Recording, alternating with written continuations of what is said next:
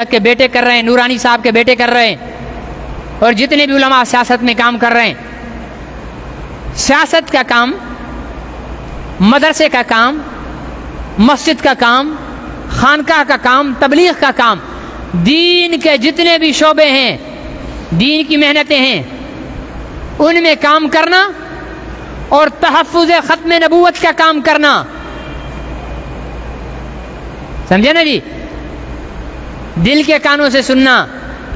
फरमाया कि दीन के किसी भी शोबे में काम करना और तहफ़्फ़ुज़ ख़त्म नबूवत का काम करना, इसमें क्या फ़र्क है?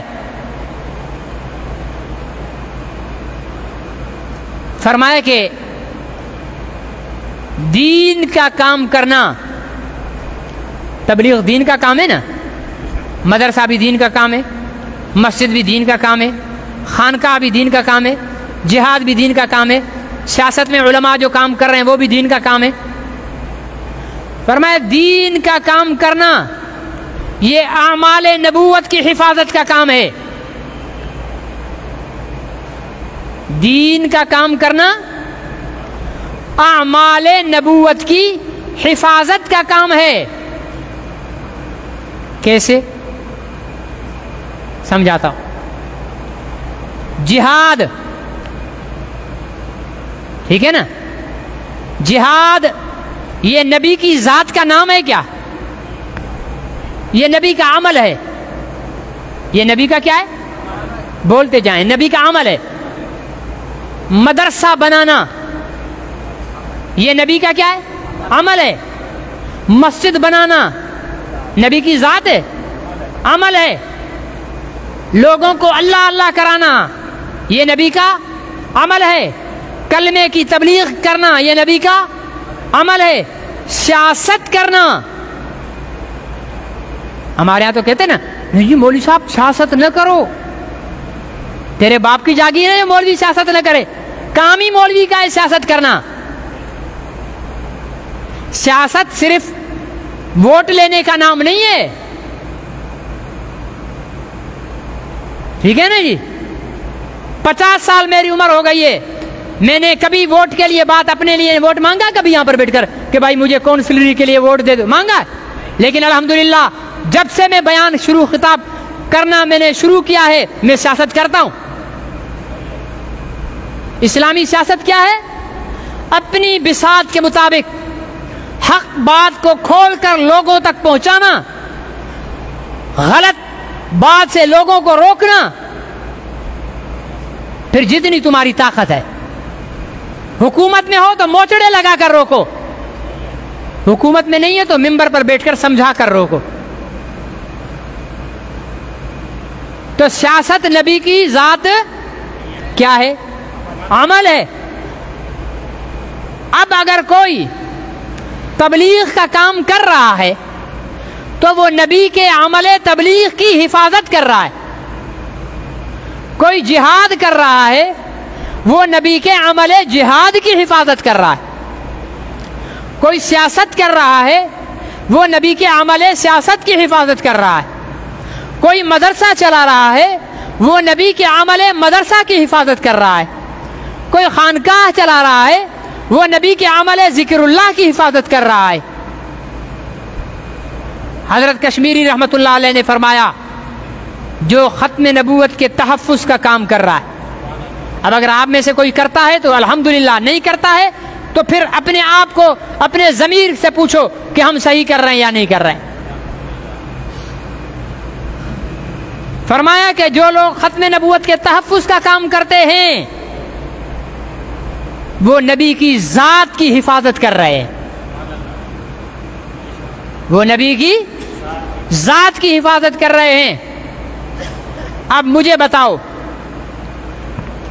जात अमल की मोहताज होती है या अमल जात का मोहताज होता है? अमल मोहताज होता है ना। राशिद मदनी ना हो, उसका बयान होगा? बोलते नहीं हो, नहीं होगा, ठीक है ना जी? उसका बयान है। राशिद मदनी ना हो, उसका खुतबा होगा? खुतबा राशिद मदनी का अमल है। राशिद मदनी ये 4-5 फुट का बंदा है, जब राशिद मदनी की ज़ात होगी तो उसका खुतबा भी होगा, उसकी नमाज भी होगी, उसका बयान भी होगा। अब हुजूर अलैहिस्सलाम की ज़ात और हुजूर अलैहिस्सलाम के आमाल, ठीक है, आमाल क्या है? तबलीग। आमाल क्या है? तिलावत। आमाल क्या है? रोज़ा। आमाल क्या है? हज। आमाल क्या है? ज़कात। आमाल क्या है? तबलीग। आमाल क्या है? जिहाद। आमाल क्या है? मदरसा। आमाल क्या है? सियासत। आमाल क्या है? खानका। ये सारे आमाल हैं। ये आमाल तब ही काबिल एहतराम होंगे जब ज़ात काबिल एहतराम होगी। जब ज़ात काबिल एहतराम होगी। यहां पर आपको हाफिज जमालुल्लाह तिलावत करके सुनाए, आप इतने ध्यान से नहीं सुनेंगे, लेकिन अगर ऐलान हो जाए कि हरम मक्का के इमाम शेख अब्दुर्रहमान अस्सुदैस जुम्मे में जामे मस्जिद में नमाज पढ़ाएंगे। नमाज तो राशिद मदनी भी पढ़ा रहा है, नहीं पढ़ाता? पढ़ा रहा है। लेकिन अगर ऐलान हो जाए कि जुम्मे में जामे मस्जिद में इमामत शेख अब्दुर्रहमान अस्सुदैस कराएंगे, तो क्या समझते हो? ये बराबर वाले दाएं बाएं वाले रोड और गलियां इंसानों से खचाखच भर जाएंगी। क्यों? पढ़ेंगे तो वो भी नमाज, पढ़ेंगे तो वो भी नमाज, लेकिन पढ़ाने वाले की वजह से उस अमल की शान और बढ़ जाती है। नमाज इबादत है, इसकी निस्बत जब मोहम्मद अरबी की साथ हुई तो नमाज की अजमत बुलंद हो गई। रोज़ा एक अमल है, इसकी निस्बत मोहम्मद अरबी के साथ लगी तो रोज़े की अजमत बढ़ गई। जिहाद एक अमल है, इसकी निस्बत इमामुल अंबिया के साथ हुई तो जिहाद की अजमत बढ़ गई। मदरसा एक अमल है, इसकी निस्बत खातमुल अंबिया के साथ हुई तो मदरसे का तकद्दुस बन गया। काबा एक कमरे का नाम, लेकिन उसका चक्कर लगाकर तवाफ करके हजरे अस्वद को बोसा देकर नबी पाक ने अपनी निस्बत अता कर दी तो काबे और हजरे अस्वद का मकाम और रुतबा बुलंद हो गया।